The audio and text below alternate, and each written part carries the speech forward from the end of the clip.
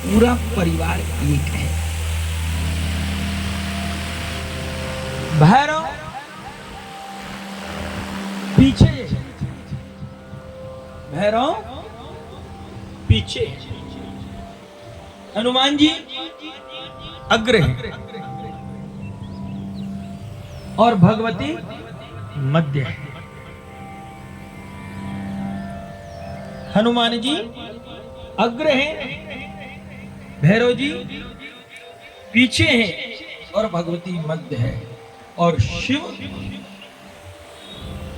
इनका तीनों का कह सकते हैं हेड ऑफ डिपार्टमेंट है, संभालने वाला है। क्यों? शिव संहारक मूर्ति है। यहां आपको एक बात समझनी होगी। हम लोग कहते हैं शिव संहार करने वाला है। हाँ, किसका? आपने देखा होगा शिव ने कभी किसी राक्षस को मारा? कभी नहीं मारा। तो शिव किसका संहार करता है? किसका नाश करता है? शिव अघनाशक है। शिव क्या है? अघनाशक है।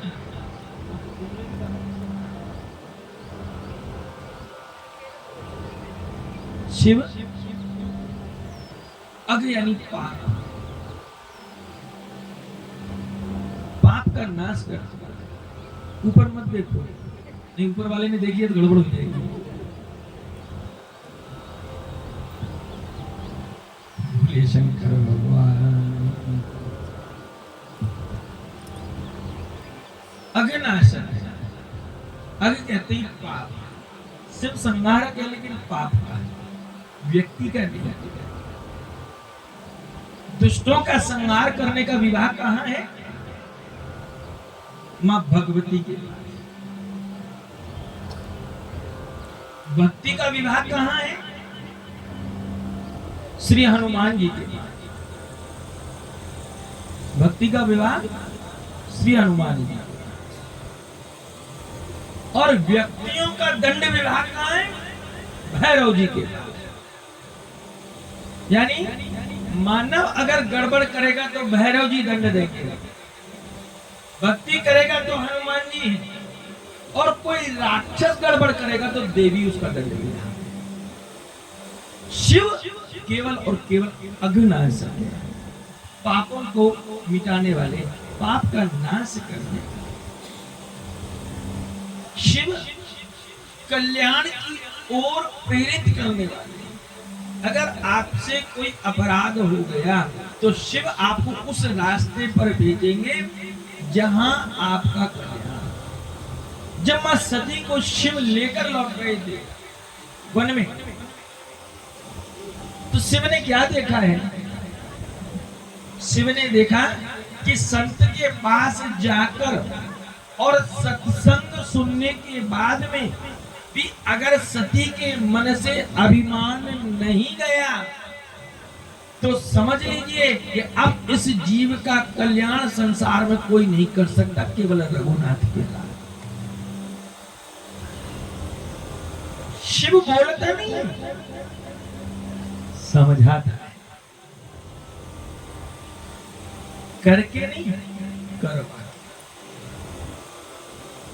शिव ने देखा कि सती न तो सत्संग में समझ पा रही है, न संत की सानिध्य में समझ पा रही है, न मेरे समझाने से समझ पा रही है। अब क्या करें कि ऐसे व्यक्ति जो संत और सत्संग से दूर रहते हैं उन्हें ज्यादा दिन पृथ्वी पर निवास नहीं करना चाहिए, क्योंकि अभिमानी पुरुष जहां भी रहेगा वह पतन को जन्म देगा। वो किसी न किसी प्रकार के पतन को जन्म देगा। जब लौट मैंने निवेदन किया था कल और परसों कि आप जब कथा सुने तो उस समय आप ये ध्यान रखिए, ये समझने की कोशिश करिए कि ये कथा दर्शन क्या करना चाहती है। कथा सुनने मात्र से पुण्य नहीं मिलता, कथा को समझने से जीवन में पुण्य आता है। शिव ने देखा कि बिना सत्संग के, बिना संत के, चाहे वो देव क्यों नहीं है, उसे भी इस पृथ्वी पर रहने का अधिकार नहीं। रास्ते में जहां राम विलाप कर रहे, शिव ने प्रणाम किया, सती ने फिर भी प्रणाम नहीं किया। सती को समझ में आना चाहिए कि त्रिकालदर्शी त्रिदेव महादेव जब जिसके सामने प्रणाम की मुद्रा में आ गया तो वह जीव कोई साधारण नहीं हो सकता। ये सती को समझना चाहिए, लेकिन सती की मति में ये बात नहीं है। क्यों? विनाश काले विपरीत बुद्धि।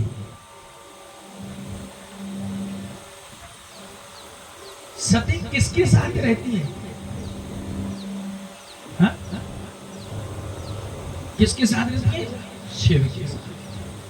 अब आप एक यहाँ समझने का विषय है कि शिव के साथ रहने वाले जीव के पास में भी अगर मति नहीं है तो ये प्रमाण है कि संगत आप चंदन की कर रहे हैं और सर्प से अपेक्षा करते हैं कि वो सुगंधित हो जाए, तो आप गलत सोच रहे हैं।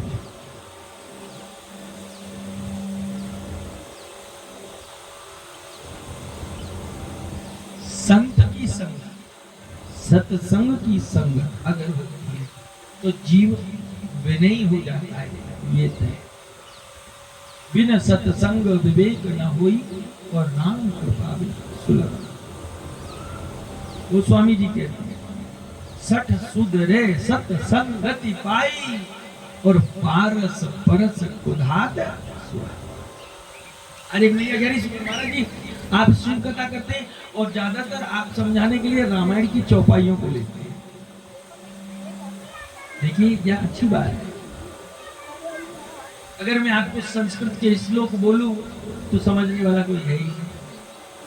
अभी बोल यम प्रवजंतम अनुपेतमपेत रक्तम द्वैपायनो विरह कातर आजु आवा। अब आप, मैंने तो बोला आजू आवा, आप कहोगे आजू आवा। क्यों? क्योंकि ना तो संस्कृत पढ़े तो आजू आवा और चाहे कल्लू आवा। बताइए।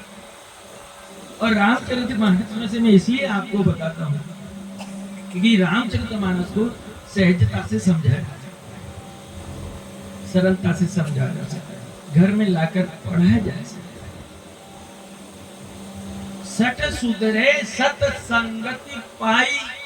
सठ कहते हैं मूर्ख व्यक्ति, जड़ व्यक्ति। सठ सुधरे सत संगति पाई, पारस परस कुधात सुहाई।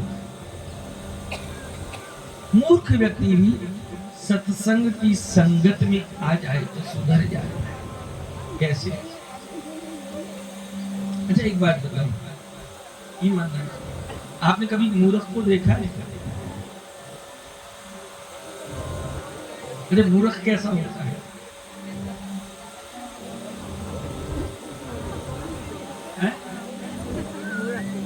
दुनिया में कहीं मूर्ख मिलेगा आपको? किसी से पूछो, सब होशियार है। मूर्ख तो सामने वाला है। दुनिया में सब होशियार है, मूर्ख कोई नहीं। मूर्ख कौन है? गोस्वामी तुलसीदास जी कहते हैं, मैं मूर्ख खले कामी। हे रघुनाथ, मैं मूर्ख भी हूँ, खल भी हूँ और कामी भी हूँ। सब अवगुण मेरे अंदर है। और जो जीव ऐसा सोच लेता है वो शिव की सानिध्यता को पा लेता है। जब तक तुम होशियार बनकर रहोगे तुम्हें शिव नहीं मिल सकता। हम होशियार बनने जाते हैं। मत दीजिए भगवान को लड्डू बाटी का लोभ, मत दीजिए। मत दीजिए चांदी के छतर का लोभ। क्या दें? उसको अपना समय देना प्रारंभ कर, उसको अपना समय देना प्रारंभ कर दो। इतने बड़े तुम धनवान नहीं जो लक्ष्मीपति को खरीद सको। इतने बड़े धनवान नहीं जो तुम लक्ष्मीपति को खरीद सको। और इतने बड़े तुम किसान नहीं जो अन्नपूर्णा के पति महादेव को तुम अपने घर रख सको। क्या है तुम्हारे पास? क्या हमारे पास? रात को सोते हैं, 2 रुपए की नींद की गोली लेते, टेंशन के अलावा कुछ नहीं है हमारे पास। क्या करें? समय उसको दे, और जिसने समय दे दिया उसने सब कुछ दे दिया। अब आप कहोगे समय कैसे दे? हम तो बहुत बिजी लोग हैं। अच्छा ये बताइए, से ठाला कौन है? कोई ठाले हैं? कोई ठाला नहीं है, सब बिजी रहना। अच्छा बिजी कौन कौन है? तो सब बिजी है। बिजी हैं आप सांसारिक कार्यों के लिए, अपने लिए आप खुद खाली बैठे। जो भी मेहनत करोगे इस व्यस्तता में, यहीं के लिए करोगे और यहीं छोड़ जाओगे अपने लिए। भगवान श्री कृष्ण अर्जुन को कहते हैं गीता में, पाठ जो लिया यही लिया, और जो दिया ये। क्या साथ लाए थे और क्या साथ लेकर जाओगे? क्यों व्यर्थ चिंता करते? पर क्या करे, आदत खराब है, बिना चिंता करे तो रोटी भी हजम नहीं है। कि चिंता ऐसी डाकनी जो काट कलेजा खाए, कि वेद बिचारा क्या करे, कहाँ तक मरम लगा।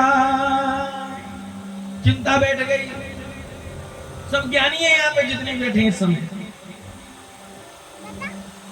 ज्ञानी है।